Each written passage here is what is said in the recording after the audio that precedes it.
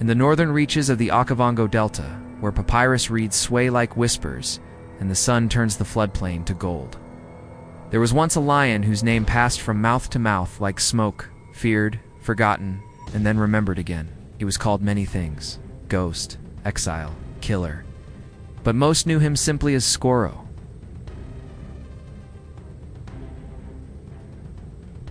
There are places where the land grows silent, where no herds linger long, and the wind changes suddenly.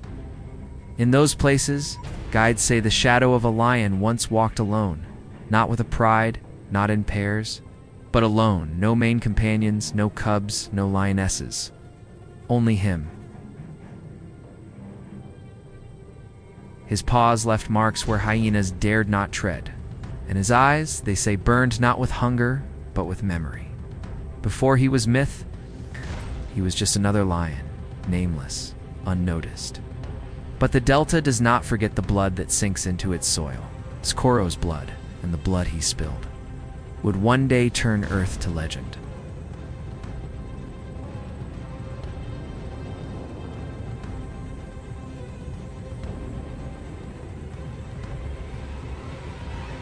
Skorro was not born into greatness. He was the second-born of a fragile coalition, a shadow behind a stronger brother, a cub with no pride of his own. When their father was killed by two nomadic males, Skorro and his sibling were driven from their land before their manes had even thickened. Forced into exile, they wandered the delta margins, scavenging scraps, chased by adult lions, ignored by lionesses, and stalked by hyenas. The brother did not last. One dry season morning, after a night of distant calls and fading hope, found him lifeless, his body already picked over by vultures. From that moment, something hardened in him. The softness of youth burned away. No one mourned. The Delta watched, and Skorro moved on alone. He became a ghost among prides, drifting between territories with no scent to mark, no cubs to protect, no alliances to forge. Lions are not built to survive in solitude, yet he did, not by dominance, but by vigilance. He fed where no lion dared. He slept in shallow marshes, beneath thorn bush and shadow, always near escape. He learned the hyenas' calls, their tactics, their scent.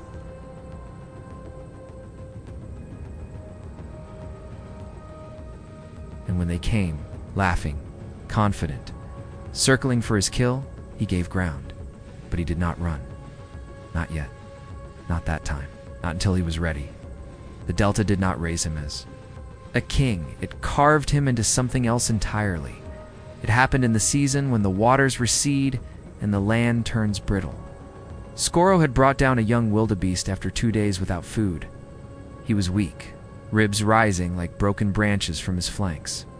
But he had succeeded.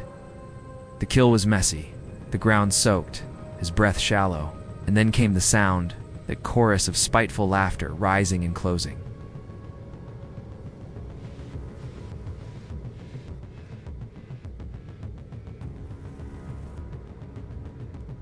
A clan of hyenas, 7 strong, emerged from the brush. They did not charge at first. They watched, hissed, paced in widening circles. They had done this before, countless times. They knew the fear of lone lions. Skorro stood his ground. His sides heaved, his mouth still stained red. He did not growl, did not bare his teeth. The first one lunged, a large female. She aimed for his flank, but he pivoted, jaws locking around her spine. No struggle, just pressure. A snap. Silence. Then chaos.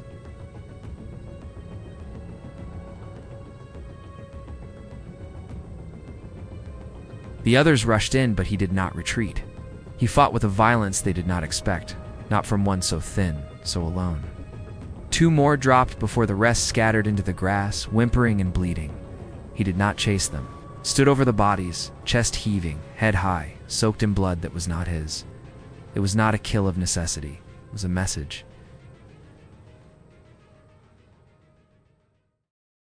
If You're enjoying the story, hit the like button and leave a comment sharing what has impressed you the most so far.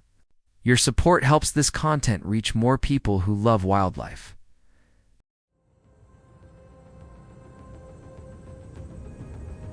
The floodplain had heard a new name spoken in silence. Skorro was no longer prey. After that day, the hyenas did not forget. Neither did Skorro. The kill was not an ending. It was a beginning. From that moment, he was not just a lion surviving alone. He became a hunter of hunters. The delta was vast, a maze of reeds, mud channels, and broken islands.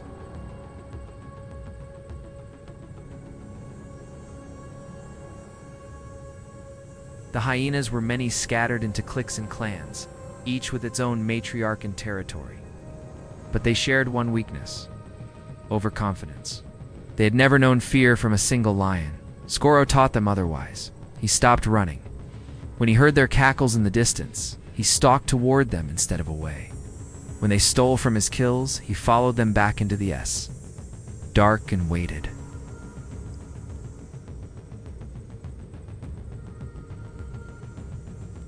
He learned their resting places, the order of their ranks, their boldest scouts, and one by one, he began to erase them. He did not roar, he did not warn, struck like lightning in tall grass, unseen until the flash gone before the echo. A loner should have faded from memory, instead he grew into myth. Guides began to whisper about the lone lion of the Okavango, not just because he survived, but because of how he survived. Hyenas were turning up with their throats ripped out. Others disappeared entirely. In one dry month alone, Skorro was blamed.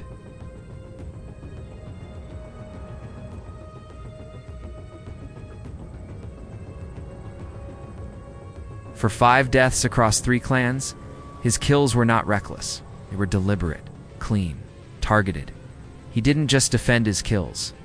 He hunted those who challenged him. The hyenas began to change their patterns. They avoided the islands he walked. They circled wide at night. Mothers moved pups to higher ground, and yet it was never enough, because Skorro wasn't guarding territory. He was fighting a war. Alone, legends are not born.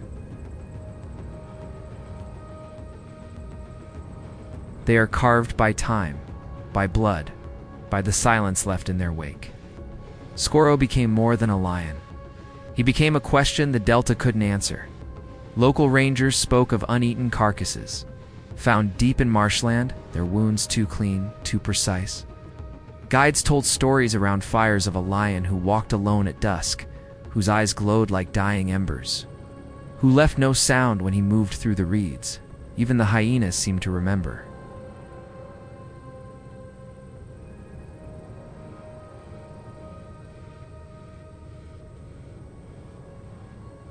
In areas where their calls once filled the night, silence took root. Scavengers chose different paths. They sniffed the air longer, moved quicker, vanished faster. No one ever saw him strike. They only found what he left behind. He had no pride, no followers, no resting ground.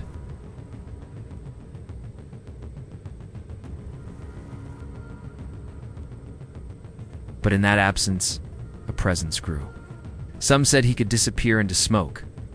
Others believed he was the ghost of a warrior lion, long dead, returned to punish the scavengers. What they didn't know, what they couldn't know, was that Skorro still bled, still tired, still aged. But myths do not show weakness. And Skorro now was no longer just lion. He was legend. But no legend goes unchallenged forever. The hyenas, humiliated and thinned by loss, began to adapt. The matriarchs no longer sent scouts alone. They hunted in silence, no longer laughing in the dark. They waited. They watched.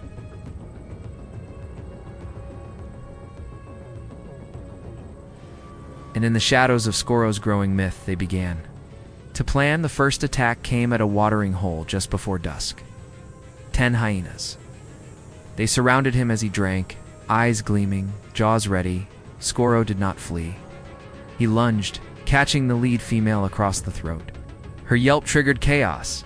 and for 5 minutes the ground erupted with blood and dust. 3 hyenas died, rest scattered, but the wounds stayed. His left foreleg began to stiffen. His ribs bore fresh gashes. He limped for weeks. They struck. Again, this time deeper in the reeds at night, where his vision failed him. Skorro fought off 7, but not without cost. His ear torn, a deep bite in the haunch, another scar, and still they kept coming. The hyenas were no longer simply scavengers. They were soldiers in a quiet campaign. Not to kill a lion, but to exhaust one. And Skorro, for all his fury, was still flesh. His victories became slower. The Delta, once echoing with his silent reign, began to hum again with laughter. The war was shifting. Don Skorro, though unbeaten. Was bleeding time? No warrior lives forever. Not even in the wild.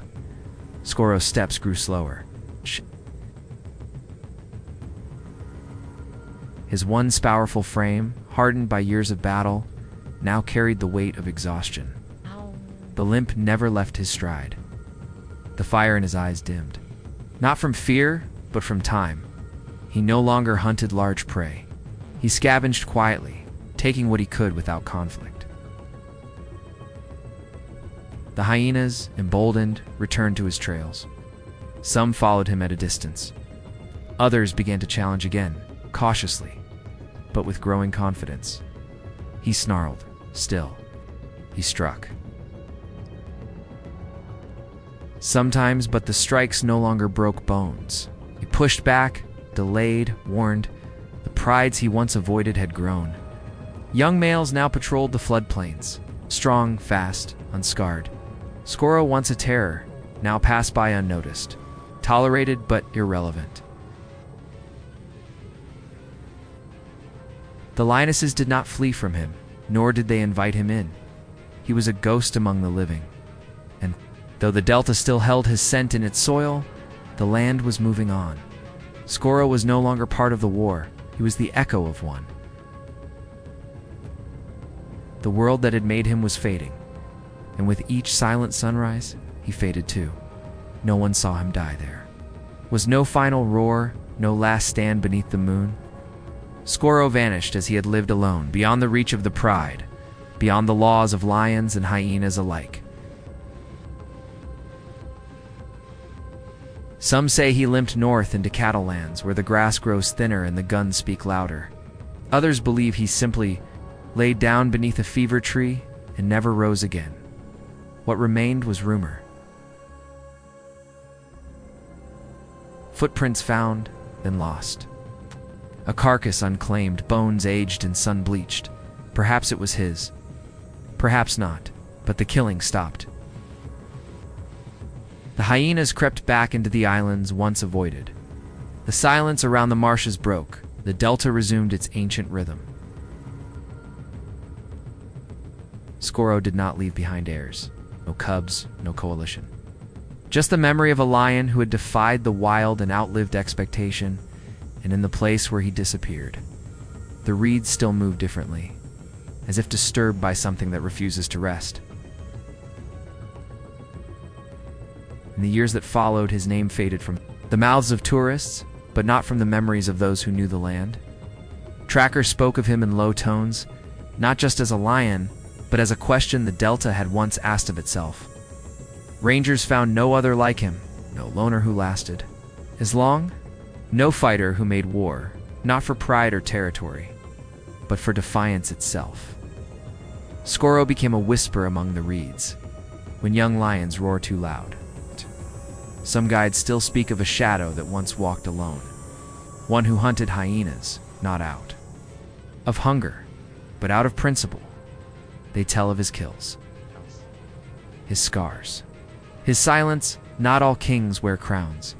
Not all warriors need followers, and though Skorro left no bloodline behind, he left something else, a warning, a legend, a space in the savannah where fear once lived. They say the hyenas still hesitate at dusk, pausing at certain trails, noses lifted to winds that no longer carry his scent. Because even in death, some spirits don't vanish. Some simply wait. If the story of Skorro moved you, don't let it disappear like he did. Leave a comment, share this video, and help keep his legend alive. Not just as a lion who fought alone, but as a spirit that still haunts the wild. Subscribe for more untold stories that nature carved in blood, silence, and memory.